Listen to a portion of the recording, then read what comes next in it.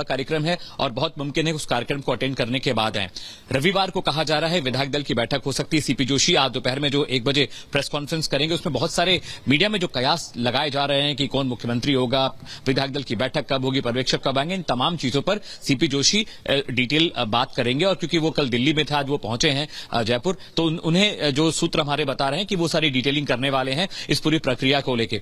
राजस्थान में जो सियासी उठापटक मची हुई है, वसुंधरा राजे आज आ सकती हैं संभवतः जयपुर, लेकिन मैं आपको बताऊं कि बड़ी बात यह है कि 15 तारीख के बाद मलमास लग जाएगा और 15 तारीख से पहले किसी भी कीमत पर विधायक दल की बैठक होनी है, शपथ ग्रहण समारोह होना है। और जो सूत्र बता रहे हैं कि प्रधानमंत्री नरेंद्र मोदी तीनों राज्यों में जाएंगे शपथ ग्रहण समारोह में और अलग अलग राज्यों के मुख्यमंत्री भी आ रहे हैं, तो संभवतः 11, 12, 13, 14 4 दिन का वक्त बचा है और तीनों राज्यों में चूंकि शपथ ग्रहण होना है और 15 से पहले होना, आपके पास लौटेंगे। एक बड़ी जानकारी मिल रही है और बड़ी खबर यह कि सीएम को लेकर जारी चर्चाओं पर बोले बाबा बालकनाथ। चर्चाओं को नजरअंदाज करें, बाबा बालकनाथ कह रहे हैं मुझे अभी पीएम के मार्गदर्शन में अनुभव प्राप्त करना है।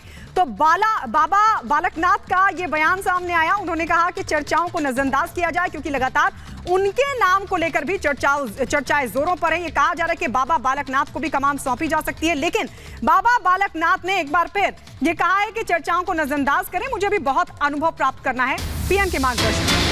इधर चुनाव में हार पर बोले हैं अशोक गहलोत, लोकल मुद्दे पर होना चाहिए था चुनाव।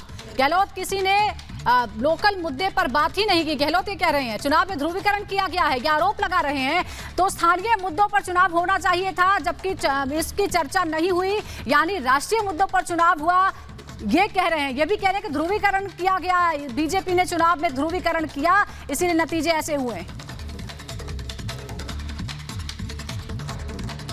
चुनाव लोकल मुद्दों में लड़ा जाए, ये हमने मांग करी थी। जो 5 साल परफॉर्मेंस हमारी थी उसमें कोई कमियां बताते, प्रधानमंत्री या गृह मंत्री या उनके 5-7 मुख्यमंत्री आ रहे थे, जो कुछ भी लोग आए थे, किसी ने भी उसके ऊपर चर्चा नहीं करी। ये इस बात का दुख है। डेमोक्रेसी के अंदर चुनाव हो रहा है विधानसभा का, विधानसभा के अंदर 5 साल में हमने काम कितने किए हैं, नहीं किए हैं, कमी रखी है, खामी रखी है, उस पर चर्चा नहीं हुई। वो कन्हैयालाल और झूठ बोलते रहे, वो 5 लाख दिए, 50 लाख उसको मिले थे, पब्लिक में जेल में भर दिया, उसको बहुत कम पैसा मिला। इतनी बड़ी घटना हुई, ये कोई नहीं कहता एनआईए ने केस ले लिया उसी रात को। एनआईए ने अभी तक उसकी जांच पूरी उन्होंने नहीं करी है।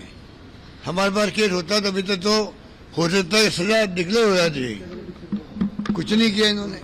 पर इशू क्या बनाए, नेशनल इशू बना दिए और तनाव में भड़काने वाले